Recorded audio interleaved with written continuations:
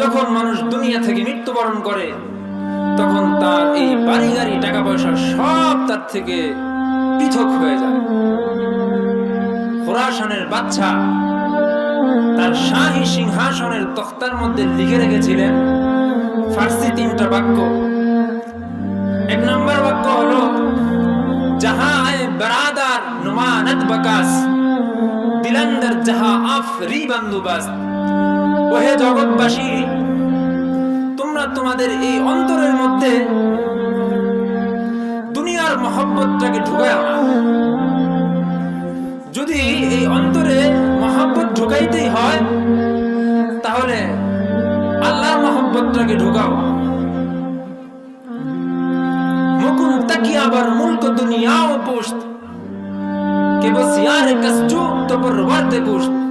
কইতাছে এই ধোকার দুনিয়ার সাথে তোমার তাআল্লুক লাগাও না, কারণ এই দুনিয়াটা এমন হারামি যে তোমার মতো বহুত পালোয়ানকে আর তোমার মতো বহুত টাকাওয়ালাকে আর তোমার মতো বহুত জায়গা জমিনওয়ালাকে পালছে ঠিকই, কিন্তু তার আখের নতিজা আখের নামা যেটা সে দিয়েছে সেটা হচ্ছে মউত। সেটা কি? মউত। তুমি বরং দুনিয়ার সাথে মায়াটা লাগাও না। মায়া যদি লাগাইতেই হয় তুমি এই দুনিয়ার সৃষ্টিকর্তার সাথে মায়া লাগাও, কারণ তোমার এই অন্তরটা থেকে এই বডিটা থেকে যখন তোমার আত্মাটা বের হয়ে যাবে চাহেঙ্গে রফতানে গুনাতে জানে পাক চেবার তখতে মুরদান চেবার রুয়ে খাক।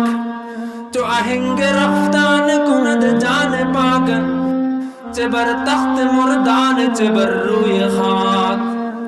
কারণ তোমার এই বডি থেকে যখন তোমার আত্মাটা বের হয়ে যাবে, তুমি যদি 100 তলা ভবনের মালিক হও আর 100 তলায় তোমার যদি একটা 100 নম্বর তলায় আলিশান ফ্ল্যাট থাকে, সেই ফ্ল্যাটের মধ্যে কোনো কিছুর অভাব নাই,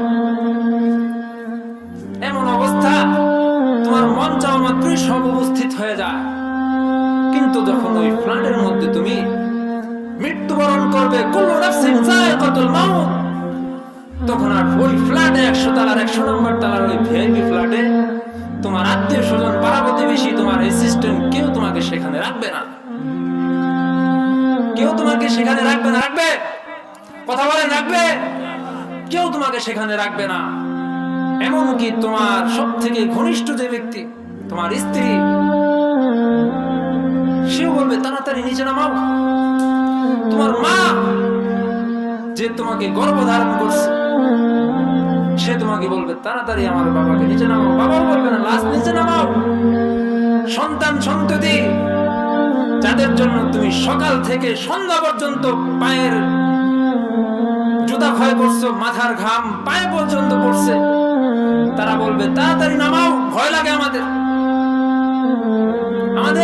ভয় লাগে। তুমি একটু ভেবে দেখো হে মুসলমান, তুমি কার জন্য কি করছো?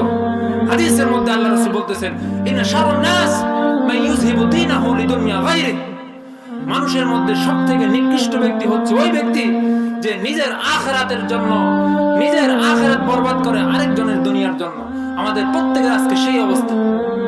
নিজের সন্তানের জন্য কামাই করতেছি ভুড়ি ভুড়ি, একজন মানুষের চলার জন্য প্রয়োজন কতটুকু কিবা হয়, কিন্তু আমরা যেই টাকাটা জমাই ভবিষ্যৎ প্রজন্মের জন্য, নিজের নামাজ, নিজের হজ, নিজের যাকাত, নিজের আমল আখলাক সব বাদ দিয়ে হারাম হালাল কোনো পরোয়া না করে আমরা নিজের আখিরাতকে বরবাদ করতেছি অন্যের দুনিয়ার জন্য। কিন্তু পরিণাম আমাদের কি হবে? আমাদের সন্তানরা, আমাদের আত্মীয় স্বজনরা তো আমাদের দুনিয়া থেকে থাকতে দিবে না, কেউ কি দেয় না। কারণ ফেরাউনের মতো এত বড় জালেম যে নিজেই খোদা দাবি করছে, সেও তো থাকতে পারে নাই। পারছে? কারুনের মতো এত বড় মালওয়ালা পৃথিবীতে আর আসবে না, হয় না, কিন্তু সে কি থাকতে পারছে দুনিয়াতে? থাকতে পারে নাই, এটা পারবেও না। নমরুদের মতো এত জালেম যে খোদার বিরুদ্ধে আসমানের দিকে তীর মারছে, আল্লাহর সাথে যুদ্ধ ঘোষণা করে, তো সেও কি থাকতে পারছে দুনিয়াতে?